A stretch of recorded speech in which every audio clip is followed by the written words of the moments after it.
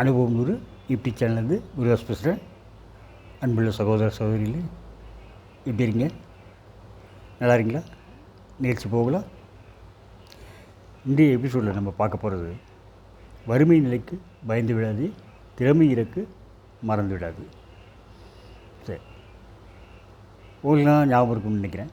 2024 வருஷம் லக்கி பாஸ்கர் அப்படிங்கிற ஒரு படம் வெளிவந்து பெருவெற்றி பெறுது இல்லைங்களா? உங்களில் நிறைய பேர் பார்த்துருப்பீங்க, சில பேர் பார்க்காம இருப்பீங்க. ஓகே, பார்த்தவங்களில் சில பேருக்கு அந்த தியரி பிடிக்காமல் இருக்கலாம், அந்த கான்செப்ட் பிடிக்காமல் இருக்கலாம். ஏன்னா பண ஹவாலா, பண மோசடி இல்லைங்களா, அது பிடிக்காமல் இருக்கலாம். அதனால் அந்த படம் பற்றி பேட் கமெண்ட் பண்ணிட்டு. ஆனால் எனக்கு அந்த படம் ரொம்ப பிடிச்சிருந்து. ஆக்சுவலி அந்த கதை என்னுடைய ஐடியாலஜிக்கும் என்னுடைய ஐடியாலஜிக்கும் நேர் இருந்து. அவர் பணம் மோசடி பண்ணி முன்னுக்கு வருவார்.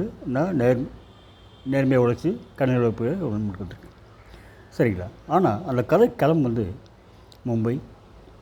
அது படம் சொல்லப்பட்ட காலகட்டம் நான் அதே நேரத்தில் அங்கே அதே சம்பளத்தில் வாழ்ந்தேங்க, மும்பையில் வந்தேன்.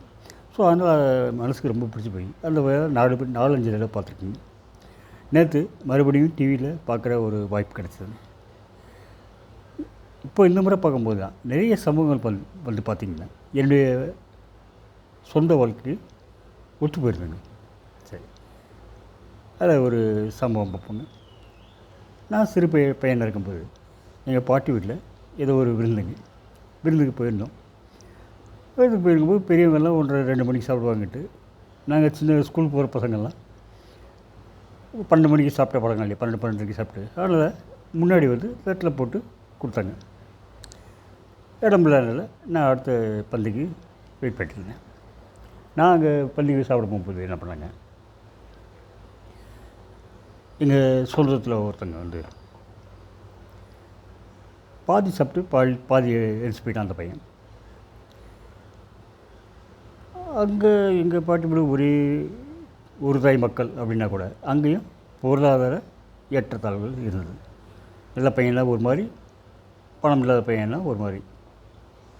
அந்த இதில் வரும் லக்கி பாஸ்கரில் வரும் இல்லையா, அம்மா வீட்டில் பர்த்டே ஃபங்க்ஷன் போயிருப்பாங்க. பையன் இன்னொரு கேட்கும்போது போதும், இது கொடுத்ததே போதும் அப்படின்னு சொல்லுவாங்க இல்லையா, அவமானப்படுத்துவாங்கல்ல, அப்படி சாப்பிடாம இருந்துச்சு வருவாங்க. ஸோ அதே மாதிரி தான் இருக்குது. என்ன பண்ணாங்க, 2வது பந்தி போகும்போது முதல் பந்தியில் உட்காந்து ஒரு பையன் பாதி சாப்பிட முடியாமல் பாதி எப்படி வச்சுட்டேன். அந்த பாதி இதை போய் வெளியே குப்பையை கொட்டுறோ இல்லை நாய்க்கு போகிறதுக்கு போல என்ன பண்ணாங்க, அதை என்னையை சாப்பிட சொல்லி சொன்னாங்க. நான் எனக்கு இப்போ 8-9 வயசு தான் இருக்கும், எனக்கு என்னென்னு தெரியாது. நான் வெள்ளந்தி உட்காந்து சாப்பிட்றேன். இதெல்லாம் கவனிச்சுருந்தேன் எங்கள் அண்ணன் சாப்பிடாதடா அப்படின்றார். அவர் ஏங்க உங்கள் பையனால் இந்த மாதிரி பண்ணுவீங்களா அப்படின்னு சொல்லிட்டு உடனே அவன் இந்த சொந்தம் இல்லைடா நான் கவனிக்கவே இல்லைடா அப்படின்னு மடிப்பிட்டு புது தட்டை எடுத்து புது சோறு சாப்பிட்டாங்க. சரிங்களா? அப்போ எனக்கு அறியாத வயசுங்க. ஆனால் அன்றைக்கி எங்கள் அண்ணன் கோவப்பட்டு சொல்லியிருக்கிறதுல அன்றைக்கி வேறு மாதிரி ஆகிருக்கும். சரி, இது ஒரு சம்பவங்க. 2வது சம்பவம் பார்த்திங்களா, 9th ஸ்டாண்டர்ட் படிக்கும்போது ஒரு நண்பன், க்ளோஸ் ஃப்ரெண்டுக்கு அவன் எங்கள் அம்மா உன்னை பார்க்கணுன்னு ஆசைப்பட்றாங்களா, வீட்டுக்கு வரியா அப்படின்னாரு. சரி, ஸ்கூல் முடிஞ்சு வீட்டுக்கு போக வேண்டாம் அப்படின்ட்டு சொல்லியிருந்தேன். சரின்ட்டு வீட்டுக்கு போயிட்டு ஸ்கூல் முடியுமே வீட்டுக்கு போகிற வழியில் பாதி வழியில் வேறு ஒன்றும் இல்லை, என்கிட்ட 2 டவுசர் இருக்குது, எங்கள் அம்மா உங்களுக்கு தரலான்ட்டு இருக்காங்க, அதுக்காக தான் கூப்பிட்டாங்க அப்படின்னு. எனக்கு தூக்கி வாரி போட்டுச்சு. என்னுடைய டவுசர் பின்னாடி கொஞ்சம் கிழிஞ்சிருந்தது. என்கிட்ட ஒரே ஒரு ட்ரெஸ் மட்டும் தான் இருந்துச்சு. வீட்டை சொல்லிப்போம் பொழுது, நல்லா படிக்கிற பையன் டவுசர்லாம் கிழிஞ்சிருக்கு அப்படின்னு சொல்லிப்போம் பொழுது, சரி கூட்டு வா தரோம் அப்படின்ட்டு சொல்லுவேன். ஆனால் எங்கள் வீட்டில் என்ன இதுன்னா, எங்கள் அப்பாவுக்கு ஒரு நல்ல பழக்கம் என்னென்ன, எங்கள் குடும்பம் ரொம்ப வறுமையில் இருந்தது. ஆனாலும் வருஷம் தீபாவளி அன்றைக்கி அவர் தலைமை ஆசிரியர் இல்லையா, அவர் ஸ்கூல்லேயே வந்து ரொம்ப ஏழை, ஆதரவுட்டு இருப்பாங்க, யாருன்னு கேட்க ஆள் இல்லாமல் இருப்பாங்க. அந்த மாதிரி ஒரு பையனை தேர்ந்தெடுத்து வீட்டுக்கு கூட்டி வரும். தீபாவளி அன்றைக்கி வீட்டுக்கு கூட்டி வந்து அவனுக்கு வந்து புது ட்ரௌசரும் சட்டையும் எடுத்து கொடுத்து தீபாவளி ஸ்வீட் கொடுப்பார். தீபாவளி ஸ்வீட்டில் வீட்டில் தயாரிக்க வசதி கிடையாது. ஜிலேபி கிருஷ்ணயர் ஸ்வீட் ஸ்டால் அப்படின்ட்டு இருக்குது. அங்கே வந்து 1.25 ரூபாய்க்கு ஒரு மஞ்சள் பையில் ஸ்வீட்ஸாக 11 ஐட்டம் எக்ஸ்ட்ரா தருவாங்க. ஸோ எங்களுக்கு குடும்ப அங்கத்தினருக்கு ஏதாவது ஒரு ஸ்வீட் மட்டும் தான் கிடைக்கும், அவ்வளோதான் இருக்கும், அது மேலே கிடைக்காது. ஸோ அதுலேயும் அந்த பையனுக்கு ஒரு ஸ்வீட்டு, புது ட்ரெஸ்ஸு, ப்ளஸ் பட்டாசு, ப்ளஸ் காலையில் சாப்பாடு, அதெல்லாம் பண்ணி கொடுப்பேன். ஸோ அது வந்து எவ்வளோ கஷ்டத்துக்கு வந்தாலும் பண்ணணும் அப்படிங்கிற ஒரு கொள்கையில் இருந்தார். ஸோ அப்படிப்பட்ட அப்பாக்கிட்ட தெரிஞ்சதுன்னா இது ரொம்ப சீரியஸாக எடுத்துப்படுறேன் அப்படின்ட்டு உடனே வந்து ஃப்ரெண்டுக்கிட்ட சொல்கிறேன். இல்லைல்ல, எங்கள் அப்பா தெரிஞ்சதுன்னா திட்டுவார் அப்படின்னு சொல்லிட்டு வந்துட்டேன். ஆனால் ஈவினிங் வந்ததுமே எங்கள் அப்பாட்ட அந்த சம்பவத்தை பற்றி சொன்னேங்க, நல்லதை சொன்னேன். உடனே அவர் என்ன பண்ணார், எப்படியோ பணத்தை புரட்டி உடனே ரெடிமேட் கடைக்கு கூட்டி போய் அப்போயே ஒரு புது ட்ரௌசர் வாங்கி கொடுத்தாரு. அப்போவே கிளம்பிக்கு ஒரு ட்ரௌசர் தான் அலோடு வாங்கி கொடுத்துட்டு அடுத்த நாள் புது ட்ரௌசர் போட்டுக்கிட்டு ஸ்கூல் போனேன். சரிங்களா, அந்த பீரியடில் வந்து பார்த்திங்கன்னா வறுமை உச்சத்தில் இருந்தாங்க. உச்சத்தில் இருக்கும்போது அது எனக்கு இளமையிலேருந்தே பிறந்ததுலேருந்தே வறுமை தாங்க. ஸோ வாழ்க்கையிலே இப்படி தான் இருக்கும், வறுமை தான் இருக்கும் அப்படின்னு நினச்சிட்ருக்கேன். ஆனால் வளர வளர மற்றவங்களாம் நல்லா இருக்கும்போது நம்ம மட்டும்தான் கஷ்டப்படுறோம் அப்படிங்கிறது அந்த இது வந்துச்சு. அது 9th ஸ்டாண்டர்ட் நல்ல விவரம் தெரிய வயசில் அந்த ரொம்ப பிரேக்திக்கு போயிட்டு ஒரு நாள் ரொம்ப பிரேக்தி போயிட்டு இங்கே ஒரு மகன் வந்து அப்பாட்ட கேட்கக்கூடாத கேள்வியை கேட்டேன். இவ்வளோ மானம் கெட்டு போய் நம்ம ஏன் உயிர் வாழணும் அப்படின்னு கேட்டுட்டேன். அந்த கேள்வி வந்து அவரை வந்து ரொம்ப ஷாக் இதாகிடுச்சு, அதிர்ஷ்டாச்சு. அது நான் வந்து யாகம் செஞ்சு பெற்ற பிள்ளை, உங்களுக்கு என்ன தெரியும். அது இல்லாமல் 4.5 வயசு முடிய எனக்கு பேச்சு வர்றதுக்கு அப்புறம் தான் அம்மா அப்பான்னு பேச ஆரம்பித்தேன். ஸோ அப்படி பேசாமல் தவம் வந்து பெற்ற பிள்ளை இந்த மாதிரி கேட்குறானே அப்படின்ட்டு அவருக்கு ரொம்ப ஷாக் ஆகிட்டார், அதிர்ஷ்டாயிட்டார். கொஞ்சம் நேரம் யோசிச்சுட்டு அப்புறம் வந்து அருகில் உட்கார வச்சு தனியாக கூப்பிட்டு உட்கார வச்சு சொன்னேன், தம்பி, நான் வந்து அரசு ஊழியன் இல்லையா, அரசாங்கம் வந்து எனக்கு கம்மியாக சம்பளம் தருது, டீசெண்டாக வாழ்க்கை நடத்துக்கு உண்டான சலுகைகள் சம்பளம் நல்லா தருது, இது நம்ம ஏன் வறுமையில் இருக்கோம். நீ பிறக்கும்போது சொந்த வீட்டில் இருந்தோம், மேற்கொண்டு 4 வீடு வாடகைக்கு வேலை விட்டுடு, அது வந்து பணம் வந்துட்டு இருந்தது. கோர்ட் கேஸ்னு ஆகி எல்லாமே போயிடுச்சு, நம்ம வாடகை கொடுக்க வேண்டிய நிலைமை வந்துட்டோம். அந்த கோர்ட் ஃபீஸில் கடன், சரியா. ஸோ அது வந்து வறுமை வந்து ஆரம்பிச்சிச்சு. இப்போ பார்த்திங்கன்னா உங்கள் மூத்த அண்ணன் வந்து நல்லா படிக்கிறார் இல்லையா, கிளாஸில் ஃபஸ்ட் ரேங்க் வாங்குறாரு, வருஷம் ப்ரைஸ் வாங்கிறாரு, உனக்கே தெரியும். ஸோ அவர் வந்து டிப்ளமோ பண்ணிகிட்ருக்காரு. இப்போ அவ்வளோதான், இப்போ 3 வருஷம் முடிய போகுது, இன்னொரு 3 வருஷம் தான் இருக்குது இல்லையா. அதனால் இப்போ அவர் படித்து முடித்த பிறகு வந்துட்டாருன்னு நல்ல வேலை கிடைக்கும், வேலை கிடைச்சா நல்ல சம்பளம் கிடைக்கும், சம்பளம் கிடைத்தால் அவர் வந்து மாதம் பணம் அனுப்புவார். ஸோ நம்ம பிரமெல்லாம் ஒரு கண்ணை முடி துறப்பில் எல்லாம் மாறிடும், காட்சிகள் மாறிடும். ஸோ அது முடியாத கடலில் உடனே வாங்கியாவது உயிரோடு இருக்கணும் இல்லையா, அது ரொம்ப அவசியம் இல்லையா, யோசிச்சுப்பார் அப்படின்ட்டு ஒரு பெரிய வார்த்தை சொல்கிறார். எவ்வளோ பிரேக்தியில் இருந்ததுன்னா நான் அந்த மாதிரி வார்த்தை சொல்லியிருப்பேன் இல்லைங்களா.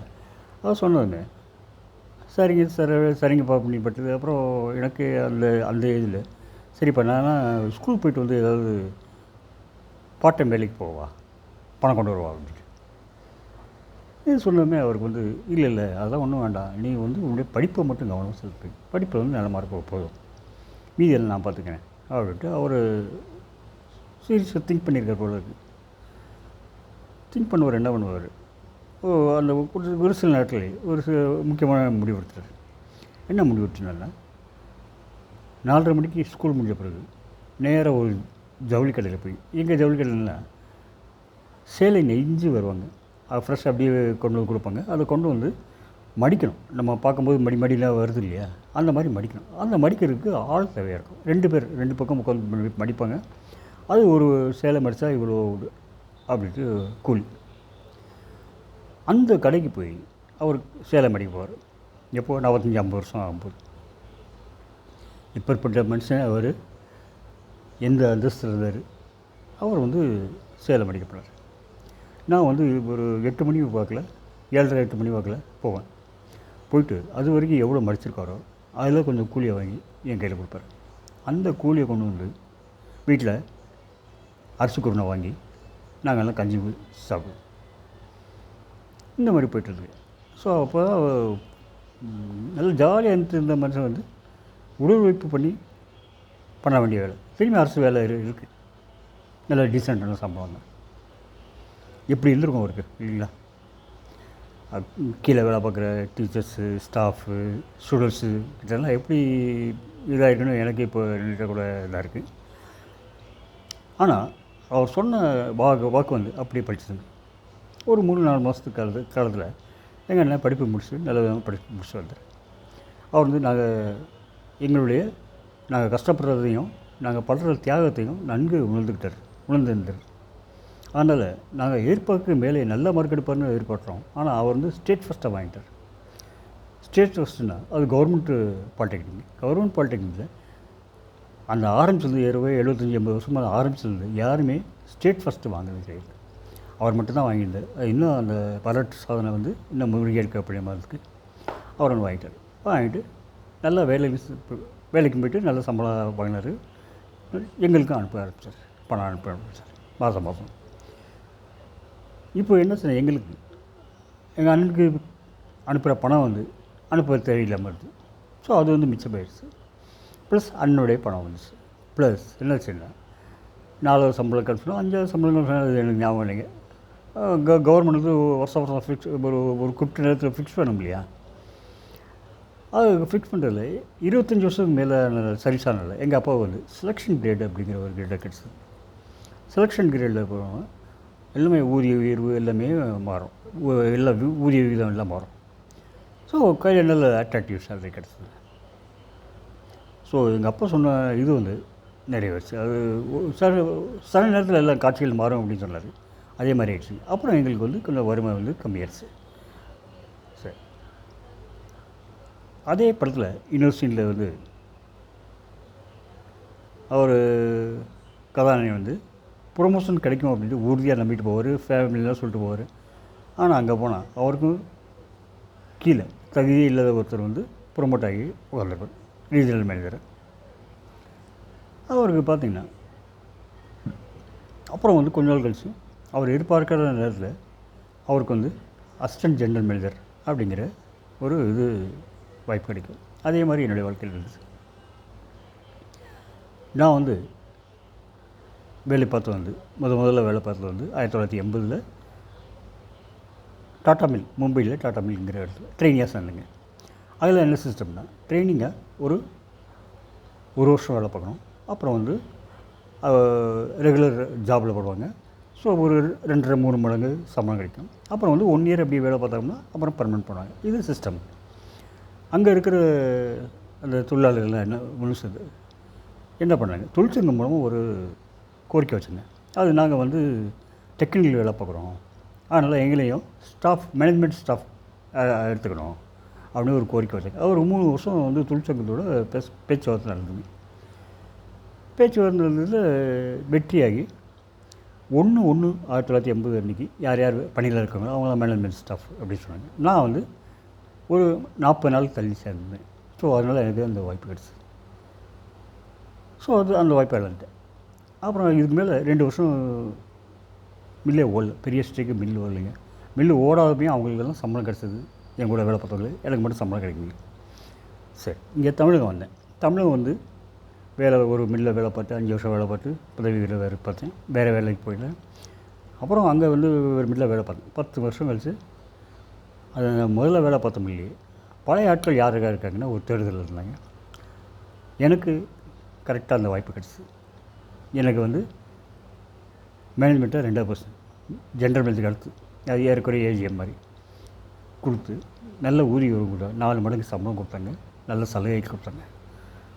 ஸோ அதே மாதிரிலாம் கூட ஏறக்குறைய அந்த சீனில் ஒருத்தர் 4 தடவை பார்த்தாலும் இந்த தடவை பார்த்ததில் லக்கி பாஸ்கர் வந்து என்னை ரொம்ப பாதிச்சதுங்க. நன்றி, வணக்கம்.